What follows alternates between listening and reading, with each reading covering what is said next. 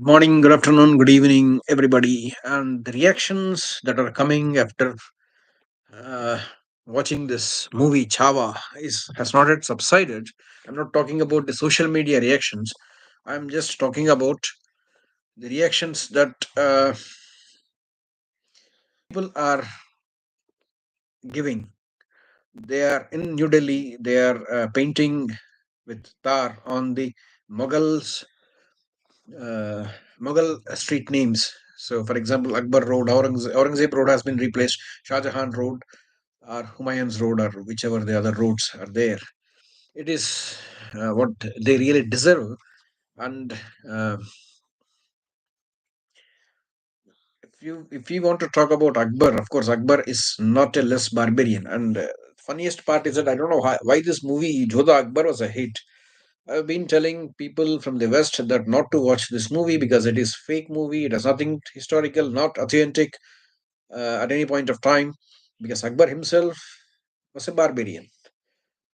He was born in a barbarian family. Of course, there are good things about Akbar compared to the rest because even though he did do a lot of mischief, it was done in an early age under the influence of Bairam Khan. Um, and of course, later stages, he became a vegetarian. He started to worship sun and he became very cruel towards Muslims. Of course, that is not a good thing either. Uh, he started his own religion, Din Ilahi, within 15 years after his death. The Din Ilahi has collapsed. Many of them converted to please Akbar, including Birbal, Veerabal from UP. Of course, he became the jester of in the court of jester in the court of Akbar. Uh, the reason why I wanted to talk about it is uh, when we talk about Aurangzeb,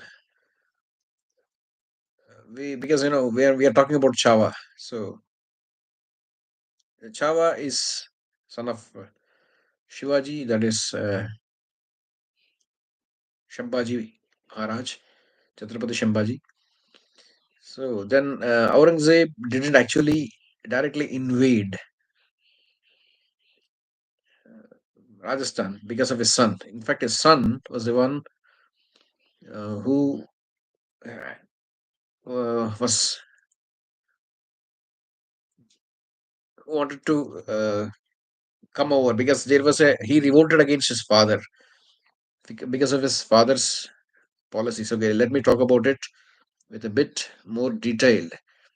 In Rajasthan, there was at the time a cousin of Chhatrapati Shivaji was ruling in Mewar. His name was Maharana Raj Singh, the royal lion. He three reasons can be attributed for the rivalry between Raj Singh and Aurangzeb. After Maharana Pratap, we all know Maharana Pratap. Maharana Pratap's was his ancestor. He is a descendant of Bappa Rawal. Many of you do not know about him. He is the founder of the Sisodia family, 63rd descendant of Lord Sri Rama, according to Todd's Annals and Antiques of Rajasthan. So he fought against Mughals for the independence of Mewar in wars which none of his family members surrendered to enemy, but they were forced to surrender in due course of time. Even though he was a governor under Mughals, he exhibited courage over his enemy and won back the independence, which was lost during the time of Abhay Singh. Abhay Singh was the eldest son of Maharana Pratap, and Abhay Singh or Amar Singh, you call it's built. The city palace, what you will see in Udaipur, is built after his name. That's an interesting story that I don't want to dwell now because our concept is now uh, Chaava. That is, I'm not talking about the movie or the history of Shambhaji.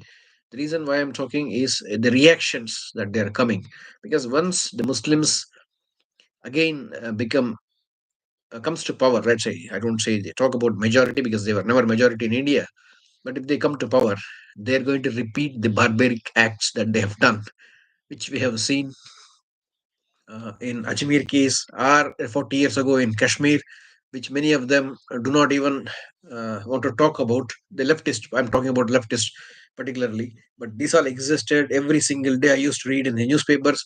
So many the headlines of the newspaper used to be so many pundits have been put to death by the terrorists. So this cannot be erased from the history because it's already in the news. So Aurangzeb and Rana Raj Singh's relationship was not conductive for three reasons can be attributed for that. During the Mughal succession, all the Mughal princes, including Aurangzeb, requested him to send contingents, but Maharana remained aloof. He didn't support. So he ignored the repeated demands, assistance from Aurangzeb. Instead, he embarked on his own expeditions uh, using a pretense of Tilak Daur. Tilak Daur is when a new prince come to is becoming a king. He would go on conquest. Everybody has done it. Maharana Pratap would conquer Chappan, whole of Chappan, and other places into Mewar. So he would do the same thing. Then normally they would do in enemy's lands. Maharanas won many of the Mughal posts in 1658. Levies were made imposed on outpost tracks like Mandal, Banera, Shahpura, Sawar, Jahaspur, Pulia, and other places, which were under Mughal control. And some places were annexed. He next attacked Paragana of Malpura, Tonk, Chaksu, Lalsot, and Sambhar. He plundered these areas triumphantly and returned with spoils to Udaipur. Raj Singh attacked Dungarpur, Banswara, and other places, which was under Mewar rule previously and became independent states under Mughal suzerainty. These rulers accepted again Mewar suzerainty. If you remember Raj Singh Dungarpur, he is from Dungarpur and he belongs to Sisodia family. Raj Singh married Rupanagar ruler's daughter Vimala Devi. Vimala Devi did not like to marry Aurangzeb, so she compared herself with Rukmini Devi of Bhagavata Puranam and sent a letter imagining that she's marrying Lord Krishna. And she wrote a letter taking inspiration from Rukmini Devi. So she didn't. She wrote, "Is swan to be made of a stork, a Rajputni pure in blood, to be a wife of monkey-faced barbarian." This is what she wrote. And Aurangzeb wanted to bring her to Delhi, so he sent 2,000 cavalry and some servants to Rupanagar. Uh, she wrote in that letter saying that if she is not rescued by Raj Singh and uh, sh- by marrying her, she would uh, destroy herself. He understood the sentiment expressed in the letter by Vimala Devi and he immediately moved with his army to Rupanagar. He defeated the army of Alamgir Aurangzeb and he married Rupa Devi. By the moment he did it, he is no more Mansabdar under Aurangzeb but an independent ruler. So Marwar rulers with Jodhpur were ruling. They were Subedars under Mughals. Of course, we know that Jai Singh was Jaswant Singh and Jaswant Singh was the ruler of Marwar, and Jai Singh was the ruler of Amber, which is now Jaipur. At the time, there was no Jaipur because it is constructed later on. It was Amber Fort.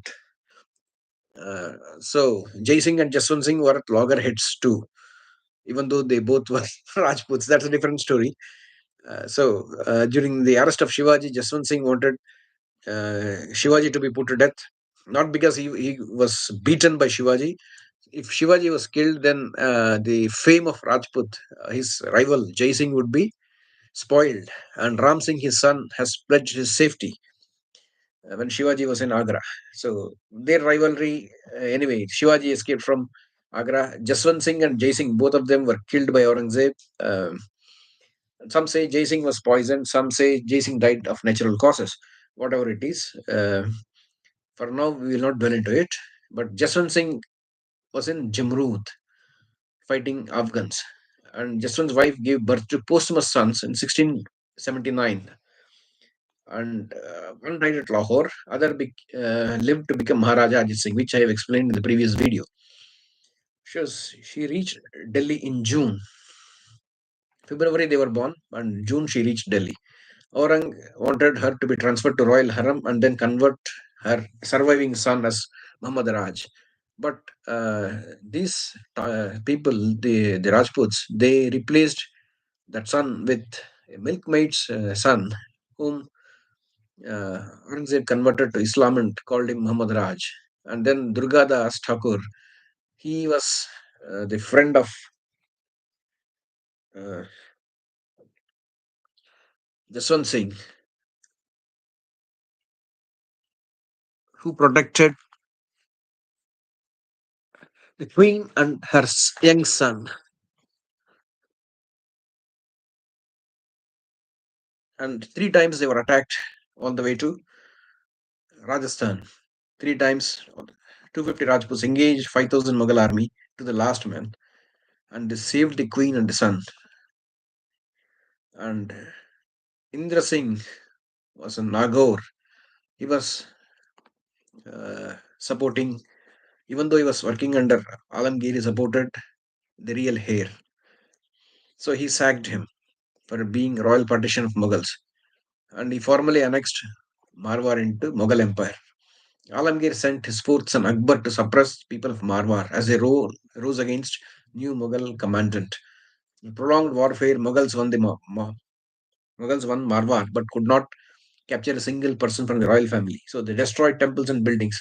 Rathor's leaders and army took shelters in hills and continued harassing Mughals. Alamgir imposed jizya attacks on Marwar, and Raj Singh then took up cause of Ajit Singh, whose mother was his niece, and she belonged to Sisodia family. Amber ruler Jai Singh was poisoned in Deccan after his loss to Adil Shah of Bijapur. Aurangzeb wanted to annex Marwar kingdom. Raj Singh supported her son. In this way, Mewar and Marwar united armies attacked Mughals. Aurangzeb hated Hindus and imposed jizya attacks on Hindus. So Raj Singh advised him through correspondence. So some parts I will talk about it. The letter was beautiful to read. All due praise be rendered to glory of Almighty. Although I, your well-wisher, have separated from your sublime presence, I am nevertheless zealous in the performance of every bounden act of obedience and loyalty. My wishes and strenuous efforts are employed to promote prosperity of the kings, nobles, mirzas, rajas, rajas of provinces of Hindustan, and chiefs of Iran, Turan, Rum, and Sham, the inhabitants of seven climates, and all the persons travel by land and water. May it please your royal majesty, your royal ancestor Jalaluddin Muhammad, whose throne is now in heaven, conducted the affairs of his empire in equity and firm security for the space of 52 years, preserving every tribe of men in ease and happiness, whether they were the followers of Jesus or Moses, of David or Muhammad, were they Brahmins, were the sect of Dhanians, which denies eternity of matter, or if what ascribes existence of the world to chance. They all equally enjoyed his favor so much that people gratitude in gratitude for the indiscriminate protection he afforded them distinguished him with the appellation of Jagat Guru. During your majesty reign, maybe many alienated from the empire, and further loss of territory must necessarily follow. Since devastation and rapine now universally prevail without restraint, your subjects are trampled underfoot, and every province of your empire impoverished, depopulation spreads, and difficulties accumulate. When indigence has reached the habitation of the sovereign and his princes, what can be the condition of nobles? As to the soldiery, they are in murmurs, the merchants complaining, the Mohammedans discontent, the Hindus destitute, and multitude of people wretched even to the want of nightly meal, are beating their heads throughout the day in rage and desperation. How can the dignity of sovereign be preserved who employs such a power in extracting heavy tribute from the people thus miserably reduced? At this juncture, it is told from east to west that the emperor of Hindustan, jealous of a poor Hindu devotee, will extract a tribute from Brahmins, sannyasis, sonoras, jogis, berachogis, and regardless of illustrious honor of Timurian race, he condescends to exercise his power over the solitary, inoffensive anchoret. If your majesty places any faith in those books by distinction called divine, you will be there instructed that God is God of all mankind and not Mohammedans alone. The pagan and the Mussulman are equal in his presence. Distinctions of color or of his ordination. It is he who gives existence. In your temples to his name, voices raised in prayer. In the houses of images, it is he who gives. Where the bell is shaken, still he is the object of adoration. In fine, the tribute they demand from Hindus is repugnant to justice. It's equally foreign from a good policy as it impoverished the country. When he read the letter, Aurangzeb was angry, and he cited three reasons: that is, carrying of his betrothed, writing such a letter, and sanctuary afforded to Marwar ruler. So he decided to win over Maharana Raj Singh. Raj Singh also started making war preparations. Aurangzeb sent Hassan Ali Khan to invade Mewar with 7,000 chosen troops. Maharana retired to hills, leaving his capital Udaipur. Khan captured Udaipur, destroyed temples. He won Raj Singh on February 1680, and Prince Akbar was sent to occupy Mewar. Raj Singh raided Mughals' troops and cut off supplies. One night, Mewar troops surprised Akbar and killed many Mughals. Raj Singh proceeded to Bedanur and defeated Akbar. So Alamgir transferred Akbar to Marwar, and Azam was sent to Mewar. See, this is how Akbar ended up in Marwar, where he would.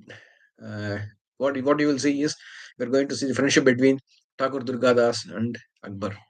Azam now is in Marwar,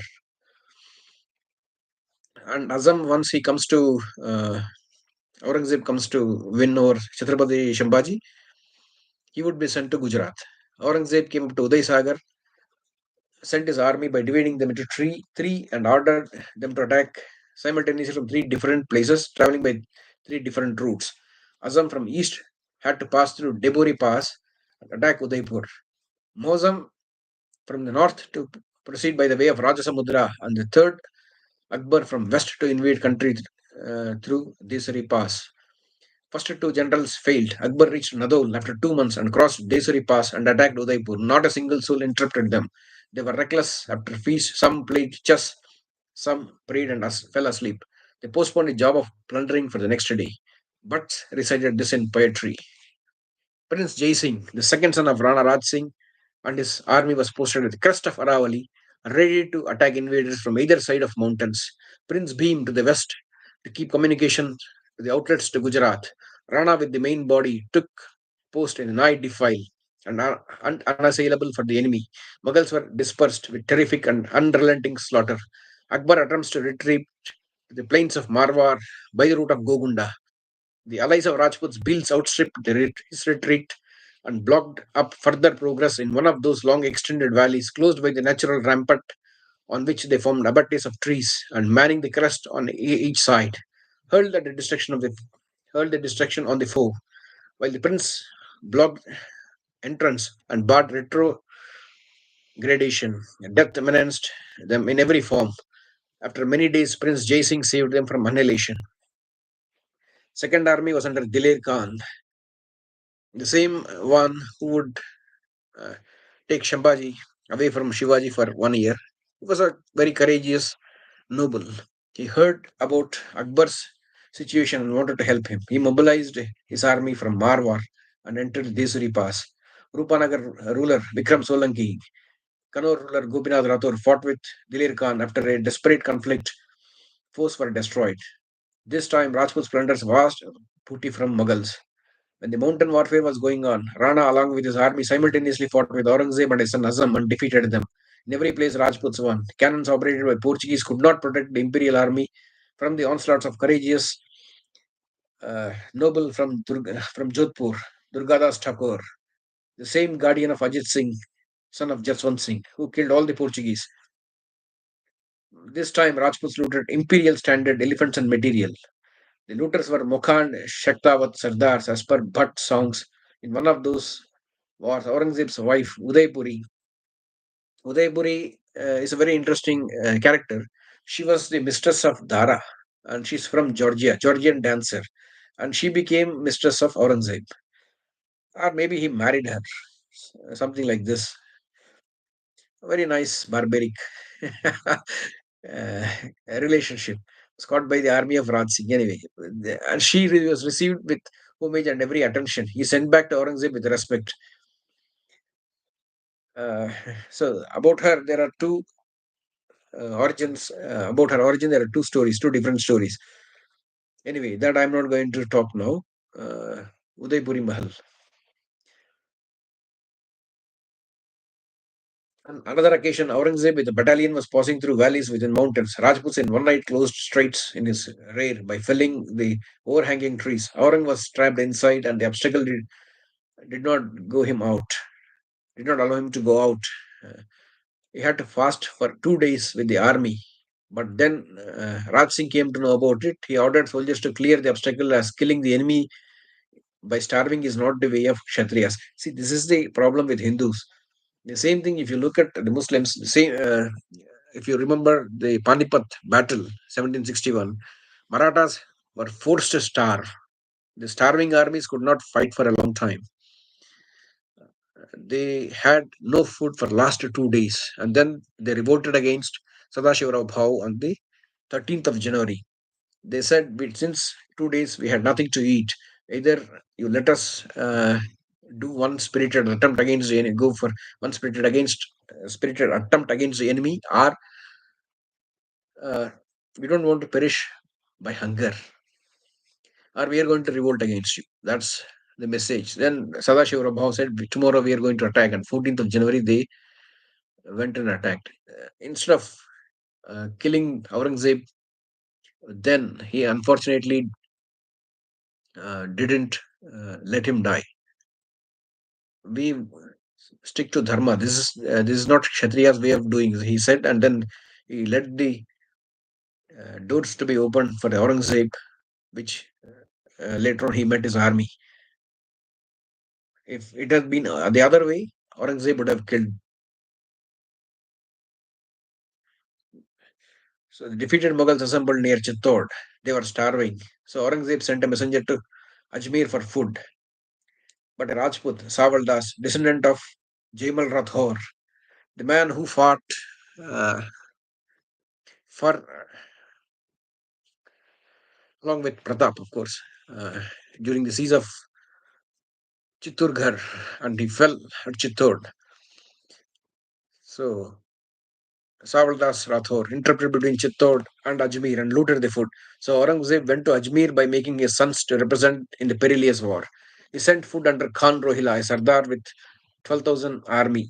The courageous Savaldas, along with Marwad ruler of Rathore family, again struck at Pur Mandal and looted the supplies after defeating the imperial forces. In this way, Rajputs won incessantly. Mughals lost respect. So Aurangzeb opted peace with Rajputs. They accepted the peace, which did not hurt their self-respect, as Maharana Raj Singh died in 1681 due to the wounds of vexation. So this is how then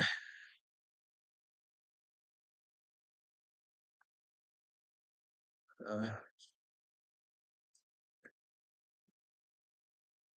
there was no peace with Mughals, even though the treaty was accepted. Maharana Jai Singh succeeded his father, Maharana Raj Singh. So Jai Singh had to wage war with Mughals many times, even though there was a treaty that was being signed. Four mullahs who were standing with Akbar issued fatwa against Aurangzeb, saying that he violated Quranic law. Prince Akbar rebelled against the emperor on 11th of June 1681. With the assistance of Rathore and Sisodias, he proclaimed himself as the emperor. Akbar prepared to obeyed by the advice of Thakur Durgadas and Maharana Raj Singh. But Maharana Raj Singh's death delayed the project. On 12th January 1681, Sisodias and Rathors marched, led Akbar to Ajmer. Emperor was encamped in Ajmer and stunned, and despite slender army at his command, issued out at Ajmer, issued out of Ajmer and took a position in Doraho, 10 miles south of Ajmer. He restored cunning diplomacy. For winning Akbar's adherence, he had a letter written to the prince's most staunch follower, Tahawar Khan. So this one I have explained about this in the previous video about this letter. And Akbar was only left with 350 horses when he woke up the next day. He fled towards Mewar with his wife and children as a part of his treasure. Next day, Aurangzeb attacked the Akbar camp and punished Akbar's followers, particularly four mullahs who had issued fatwa against him. Durgadas later was convinced that Akbar was innocent, that it was foul play by Aurang. He took Prince under his protection and took a perilous journey all the way through Rajasthan, Khandesh, and conduct himself suit to the court of Chhatrapati Shambhaji, son of Chhatrapati Shivaji, the only Indian ruler bold enough to afford shelter to the fugitive prince. Aurangzeb now decided to patch up with peace with Udaipur and proceeded to Maratha dominion even before Akbar's dream is realized. The treaty was concluded on 24 June 1681, and Maharana ceded Mandal, not Mandal, Madalpur, Bedanur in lieu of jizya imposed on him. The emperor made Maharanas 5,000 Mansabdar and confirmed Mewar with the title Maharana. Marwar continued to fight Aurangzeb for another 27 years. The battle alienated Rajput clans of Rathore and Sisodia to the Mughal throne, followed by Haras and Gaur clans undermined Mughal authority in northern India. Aurangzeb proceeded to Dakshin on 1st April 1682 with a large army and reached Burhanpur on 23rd November 1681. He invaded Shambhaji but did not gain any substantial benefit. Shambhaji won Portuguese and made peace with Mughal, so Akbar felt Chhatrapati Shambhaji was not assisting him. He left Pali in his residence and decided to proceed to Portuguese territory, and from there in a ship to Persia to take refuge with Shah.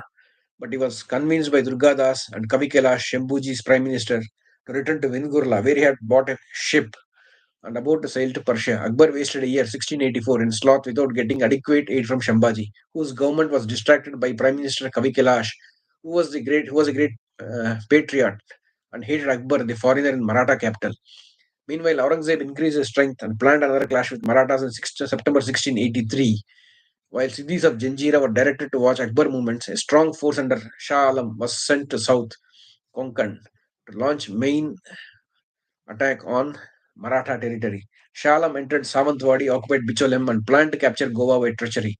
He proceeded to north after Portuguese stopped supplying grains to him. On the way, he plundered Marathwada and obliged to return to North Goa on account of famine. While this was going on, Pune, Nashik, Agalkot were under supervision of Mughals, so people will not support their ruler. Shah Alam came to Ahmednagar, losing one third of his troops, and many beasts perished in famine. But their operations were successful as Akbar fled to Persia in 1686 February, reached Persian court in January 1680, and died in 1704. Between 1680 and 81, he sent noble Dayaldas in Malwa. Dayaldas occupied Dhar and Mandu. He looted the cities and fought series of battles against Mughal army. He married Dayavati Bai in 1650 to 1683, of course, a Chaava princess of Amer, and died giving birth to a child. He built Debar Lake in Udaipur 1685. That is about Jai Singh Maharana.